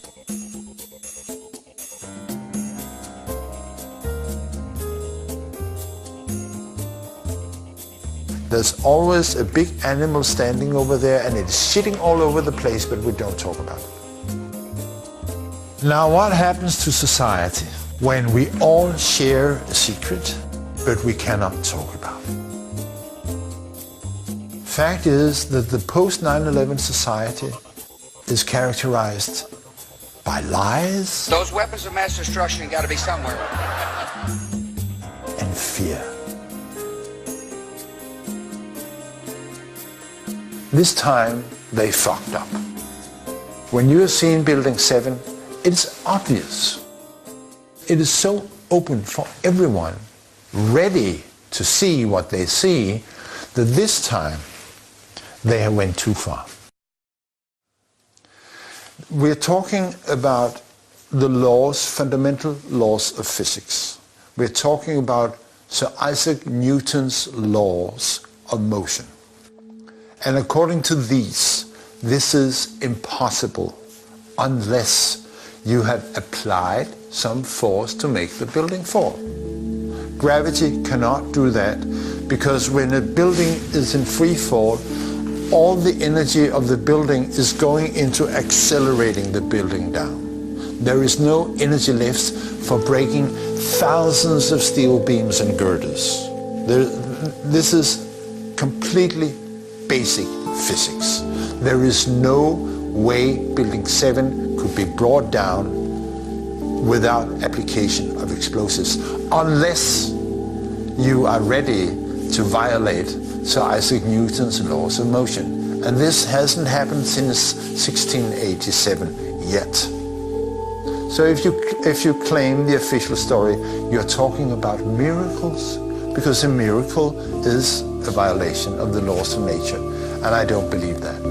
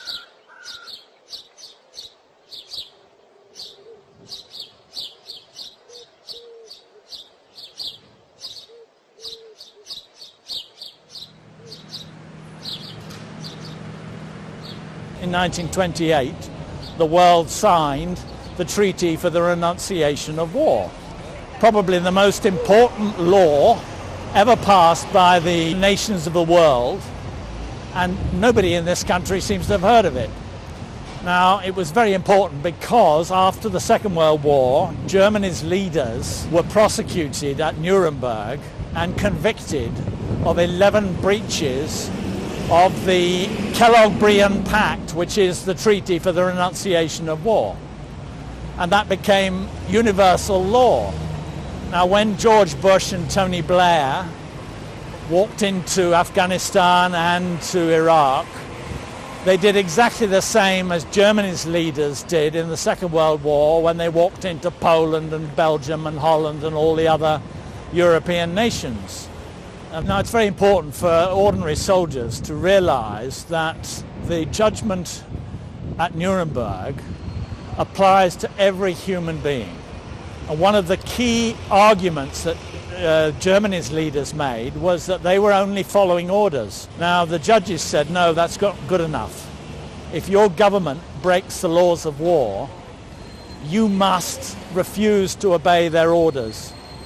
And it is that law, which was introduced in 1950, which every one of Britain's armed forces has been breaking ever since. So both the police and the armed forces have a duty in law to refuse to obey the orders to fight in Afghanistan or to support the war in Syria or to attack Libya or to take part in the attacks on Iraq. All of those were illegal. And what very few members of the armed forces or the police know is that it is a criminal offence to follow an unlawful order. And that's what they have been doing for the last 12 years.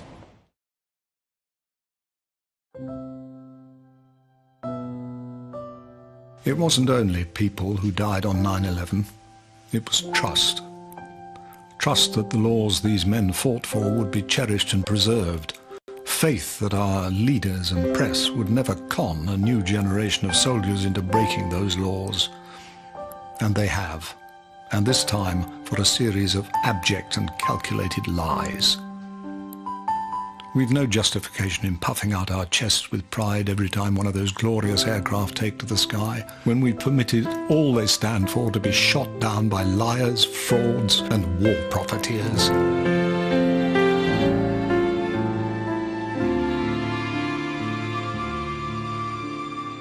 If you wear a poppy next Remembrance Day, wear it having made at least some gesture of defiance against the despicable and mendacious bastards who've led this country into phony war after phony war.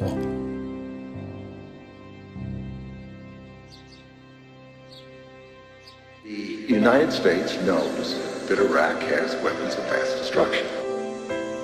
The UK knows. Which could be activated within 45 minutes, including against his own. Any country on the face of the earth with an active intelligence program knows that Iraq has weapons of mass destruction. And if he does not disarm, the United States of America will lead a coalition and disarm him in the name of peace.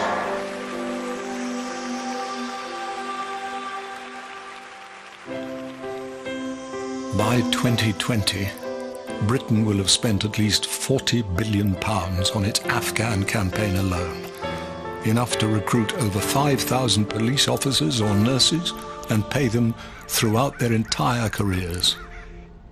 Don't you think he would have preferred that to this?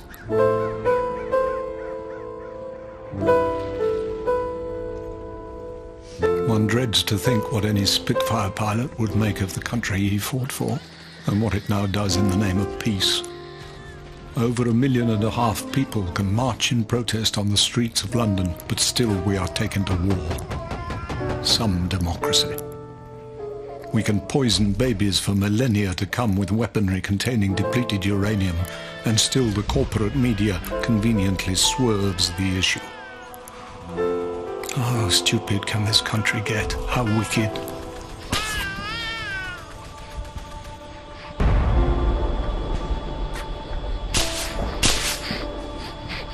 Oh, and this little oik, claiming for expenses to attend a war memorial. Lying about the effects of depleted uranium on our troops and helpless Iraqi children. We asked numerous church leaders to take part in this film. They all declined. A shame. We thought they liked miracles.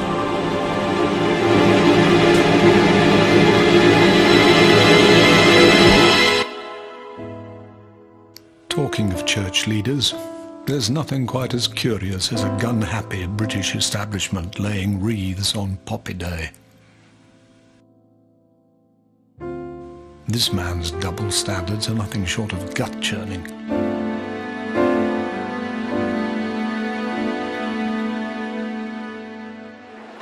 The Prime Minister himself has become salesman-in-chief for Britain's arms industry, pushing for deals not only in Gulf states such as Oman, but even in countries where alleged human rights abuses make them highly controversial, such as here in Saudi Arabia. Now MPs have fired a warning shot across the government's bows, questioning the checks made on more than 3,000 export licences worth more than £12 billion to 27 countries, which are on the Foreign Office's own list of human rights concerns.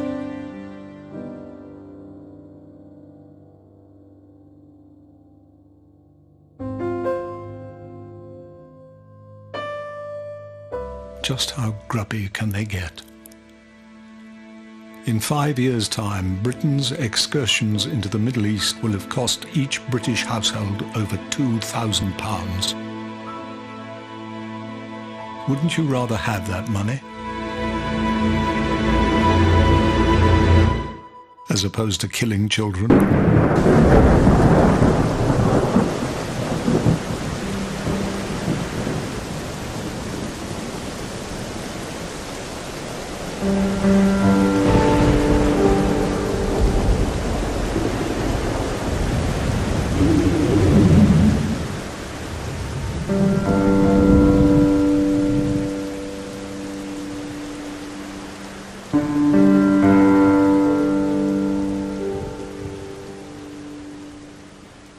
Well, the first thing I'd say to somebody who was endeavoring to join the military, you know, hell, my kids might make that choice someday. I have to be willing to accept that possibility.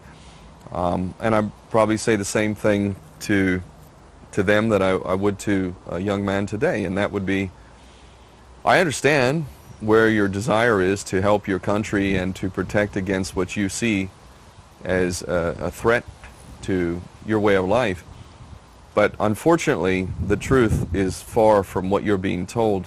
And unless you're willing to look a little deeper and see what's really at play here, specifically the agenda of never-ending war, always propping up a straw man, a boogeyman, to justify never-ending policies of war, if you're not able to see that, if you're not quite able to grasp that concept, then really there's not much I can say to you. You're going to want to join and fight the good fight and so on and so forth. I understand that. You know, I'm that person. I've been there. And I'm not saying I'm better than you, smarter than you, or anything like that. However, if anyone takes an honest look at 9/11 and specifically Building 7, they will realize they're being lied to. And the entire system is set up to continue lying to them. That tells you a lot about not only how much our government feels about us, but also about what our government's real agenda is and what they're really endorsing, which is a never-ending state of war. These people are psychopaths. They don't have compassion and empathy like a healthy human being does. They don't care about you or me. They don't care about the military. They call us heroes to their media and whatnot. They don't give a shit about us at all. And they certainly don't give a shit about the Iraqi people or the Iranian people or any people for that matter. So if you want to understand the way the world functions, you need to look at it from the perspective of a psychopath who is drunk on his own power. Now, if you can get into that place and start to look at the way the world functions, you're going to find that it all makes perfect sense. Keep in mind, these people also have spent their trillions and trillions of dollars and pounds on building things such as underground compounds, which I don't know if you've got an invitation, but I don't. And these people are so nuts that they are willing, in my opinion, to set off a third world war. Look at the policies with regards to antagonizing Russia. What the hell are we doing? We're picking a fight with a nation. Is Russia seriously a threat to Europe or the West? That's just ridiculous. Of course they're not. Why would you do such a thing? Would a sane, healthy human being carry out a policy like that? No. No. But if you're a psychopath who sees that the only way that you can maintain your position of power is to divide people, then you see war as a good thing. For you, war is great. So everything you can do to get people to fight a war against each other and keep fighting each other is good for you. Now, if you're sane, that doesn't make sense. So you need to get out of your sane perspective, get into the mind of a psychopath, drunk on his own power, and see the world that way, and all of these things will make perfect sense. So in the case of ISIS, our best friends and allies in Saudi Arabia, they are the funders of ISIS, as are Qatar, another friend of ours. If you're not willing to accept that our good friends and allies, the ones that we're doing big military defense contracts with, the United States just did a $60 billion contract with Saudi Arabia, which is now pummeling the poorest nation in the Middle East, Yemen. Unless you're willing to accept the fact that our best friends and allies, political allies, are actually the funders of ISIS, and that our governments, they're providing political cover to Saudi Arabia and Qatar and these other nations, the bottom line is you need to look deeper. Because if you're willing to put yourself in a position to kill or be killed, you should make damn sure that it's worth it, really. Because there's 22 American service members a day, and who knows how many English service members a day who are committing suicide every day. And I tell you, the reason why they're doing that is because they realize deep down that whatever lies they've been told don't square with the truth. And they have gone into someone else's land and killed people, including women and children, and they're suffering so badly from that that the best exit for them is to commit suicide. If you have a fighting spirit, if you're a warrior and you want to if you want to fight, then fight the right cause, fight the just cause, fight a cause that will serve all humanity, not some bogus agenda manipulated by the powers that be to get you to go fight wars for a bunch of chicken hawk cowards who will never go off and do the killing that they're ordering you to commit, and they certainly won't have their children going there anyway. They're a bunch of cowards. I don't know why you'd give your life for these cowards. We need to stop that so we can get down there. We can shoot those stuff. You see my local... Break. Crazy Force 1, 8. Request permission to engage. Picking up the wounded. They're trying to get permission to engage it.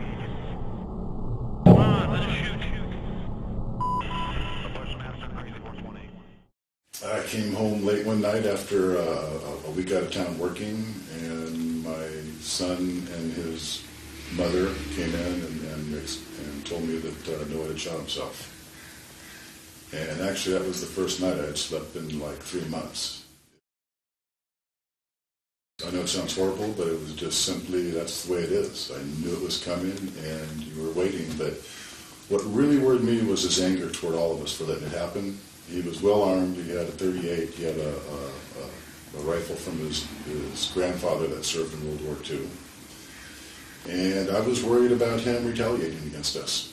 And even his mother admitted that he did us a favor because of what could have probably happened. The streets were vacant. There was really no resistance. They just showed up, started cleaning up the mess. The sewer plants were bombed. The water plants were bombed. Just this precision bombing just didn't work. These little kids were really disturbing. They came out after 3 days. They were in shock, and they were starving. And he said for another couple of days, they would just watch them from the background. And eventually they realized they weren't going to be fired upon, and they just all of a sudden went off and started feeding on these little tadpoles that were in the ditches there. And our soldiers couldn't feed them. They couldn't do any help at all. And so these kids started throwing rocks. And they pelted our soldiers for day after day, and then the orders finally came through to shoot these kids so they could get the bodies cleaned up.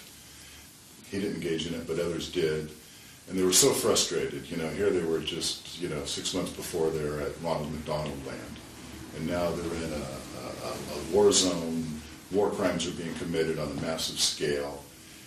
And after some of these soldiers killed these kids, my son said that's when the suicide started. And I really don't want to say it in public, but I really think that these 22 a day that are committing suicide should go into city council and inform them that my life is fucked. And one of these days I'm going to shoot myself in your park and you'll have to be on my corpse. And I know it sounds cold and cruel, but, I would rather have my son do that than just go out in the woods and do it peacefully. Taking your own life is the way you want to do it. But if I would show up right at city council and have my corpse hauled out of there. Like I said, these were the adults that sent kids in the war. I tried to tell them just to bail. Just do not do it. You're better off to do jail time than what you're about to go through. Even I didn't know how cruel these people could be. The training they give these kids is almost guaranteed a suicide. In the Civil War and World War II particularly, they discovered that only 15% of soldiers were actually engaging in pulling the trigger. And so they needed to change that.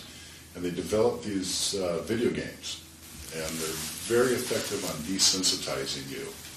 So what is happening now, these kids have got up to it. I guess it's a 98% kill rate, but they can't turn it off.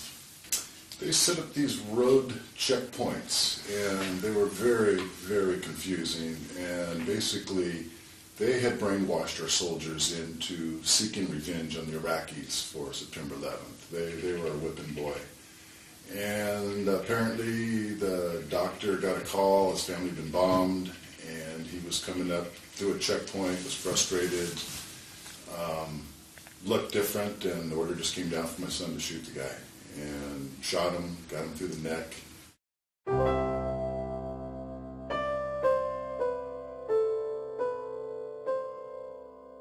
But until you educate the population, it'll just never change. These people do what they do. They create war to create their profits. And we wholeheartedly join the military, we pay our taxes, we follow unconditionally without asking any critical questions.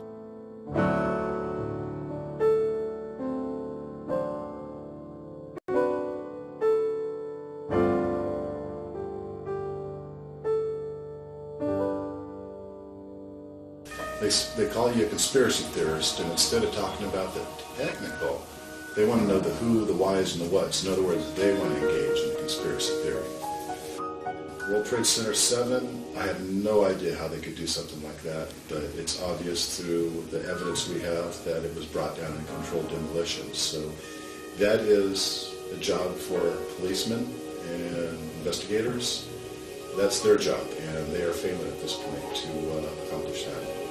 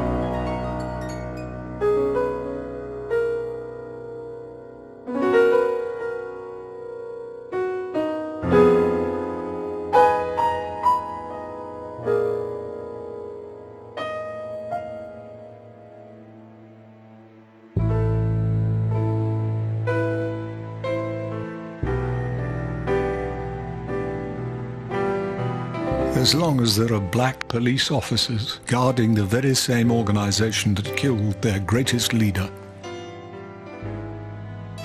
Whilst this young and beautiful country is blinded by its own flag. And if the majority of American cops are content to twiddle their thumbs over 9/11, nothing changes. America seems to have skipped the history lesson that empires never last. The Romans, like the Germans, both know the cost of trying to own the world, as do we British. Some failures are inevitable. Others are simply impossible.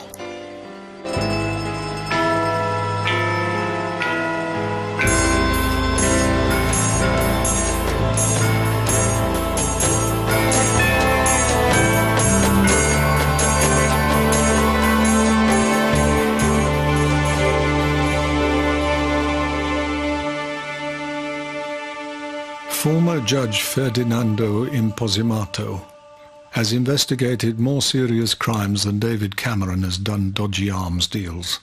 From the attempted assassination of Pope John Paul II, the kidnapping and murder of Italian President Aldo Moro, the false flag bombings of Operation Gladio, Imposimato proved such a threat to the mafia.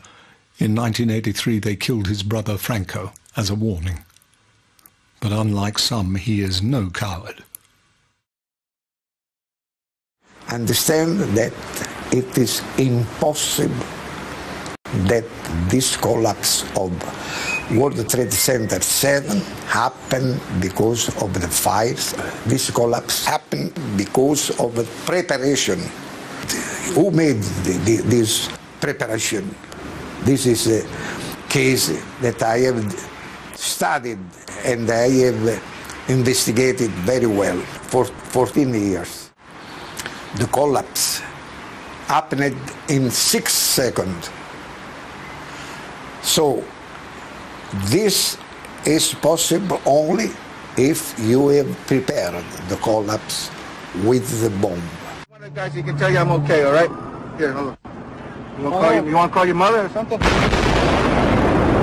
You heard explosions, like boom. We just heard one more explosion.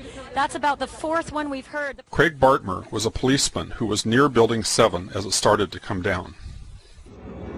It was nothing I would ever imagine seeing in my life. You know, the thing started peeling in on itself, and I mean, there was an umbrella of crap 7 feet over my head that I just stared at. And somebody grabbed my shoulder and I started running, and the shit's hitting the ground behind me.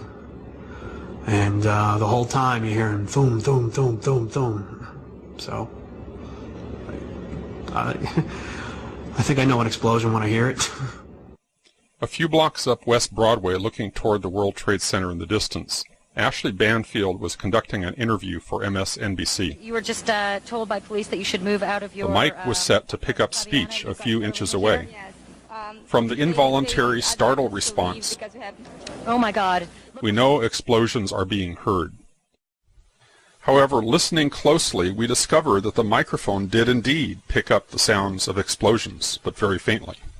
Turn up the volume. Listen for a low rumble in the background. you were just told by police that you should move out of your apartment, Fabiana. Yes. You've got Carolina here. Yes. They advised us to leave because we have... Oh my God. If you didn't hear the blasts, back up, use earphones, turn up the volume, and listen again. There were 2 blasts, followed by 7 more, regularly spaced, all in 2.5 seconds. Craig Bartmer's testimony may come to mind. The whole time you're hearing boom, boom, boom, boom, boom. I think I know an explosion when I hear it. When we hear the sharp, regular series of sounds in the background, the building has not yet started to fall. When we hear the reporters say, "This is it," this is it, the building has not yet started to fall. The fall of the building corresponds to the crescendo in the crowd response. Here is another street scene with the building in full view. The crowd responds almost immediately as the building starts to fall. This occurs just after the reporter says, "This is it." This is it. Oh my God. Oh my God. Therefore, the blasts we heard occurred seconds before the building started to fall.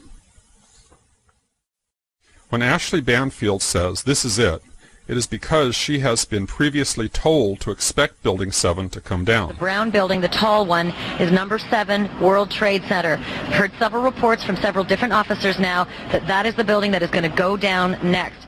Back in the studio, the anchor, Brian Williams, not only had foreknowledge of the collapse, he had a ready explanation. What we've been fearing all afternoon has apparently happened. We were watching number 7 World Trade, which was part of the ancillary damage of the explosion and collapse of the other two. Just as Ashley Banfield was told, Brian Williams was told. There is indeed evidence that even the top fire officials were told. We are on the phone with New York Fire Department Lieutenant David Restuccio. Lieutenant, where are you right now? I'm at the corner of Northmore Street and Greenwich Street. Can you confirm it was number 7 that just went in? Yes, sir. And you guys knew this was coming all day? We had heard reports that the building was unstable and that it eventually would either come down on its own or it would be taken down. They are policemen. They are members of security. I have to tell you that we need the truth, because without truth it is impossible to improve. This problem we have now, we have had for many years, but it is not finished.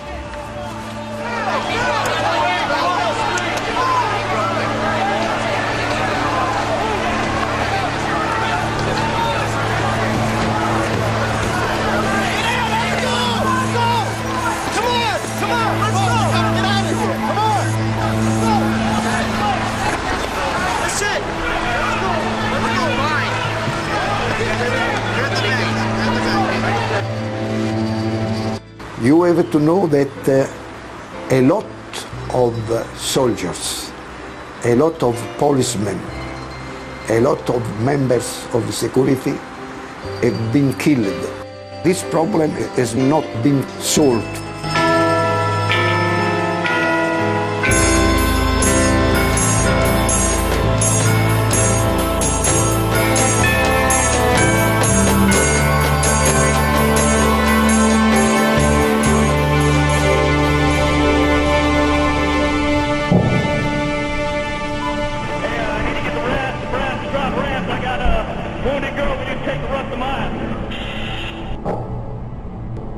Crazy Horse 1-8, Bushmaster 7, go ahead. Yeah, Bushmaster 7, Crazy Horse 1-8. Location of bodies, Mike Bravo, 5458 8617. We went to go and visit the Chief Inspector in West Sussex, and you present her with stuff that clearly is not aligned with the official narrative. They still choose to do nothing, and I've encountered that at all levels of the British authorities, you know, whether it be the police, the Foreign and Commonwealth Office, say it's essentially outside their jurisdiction and they rely on the official narrative of the US. You can't see something, be confronted with such evidence that is in direct conflict with the official story and just choose to do nothing, you know, unless you're going massively into denial, cognitive dissonance, whatever you want to call it. I mean, whoever you are, whether you're in the police or not, you know, you've got to look within yourself and is that what you should be doing? Is it right? The police force, they're regular people. And yep, there's going to be some fear that they may lose their jobs. But this is going on everywhere. People are waking up to corruption and just things that are blatantly not right. And if we just choose to be silent on that, it's not going to end well for any of us. I can't believe that all of the police are corrupt. I can't believe that. I just can't.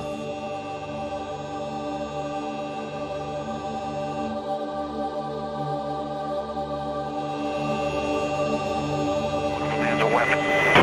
Roger, received, target 15.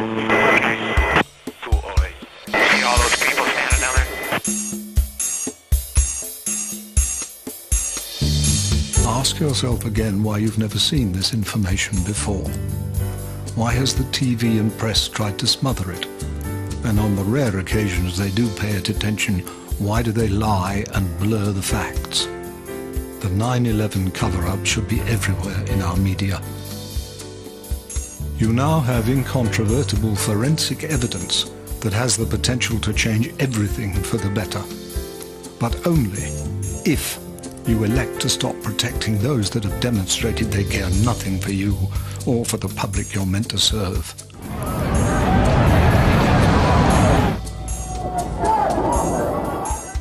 Since when were British coppers content to leave their colleagues' murders uninvestigated, or the deaths of 67 UK citizens surrounded by question marks?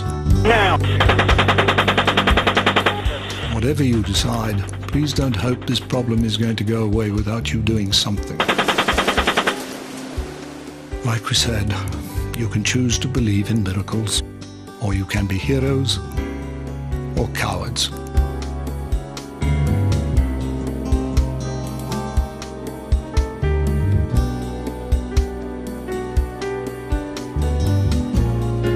We also have one individual appears to be wounded, trying to crawl away. It's no use looking big and tough if you haven't got a clue what's going on.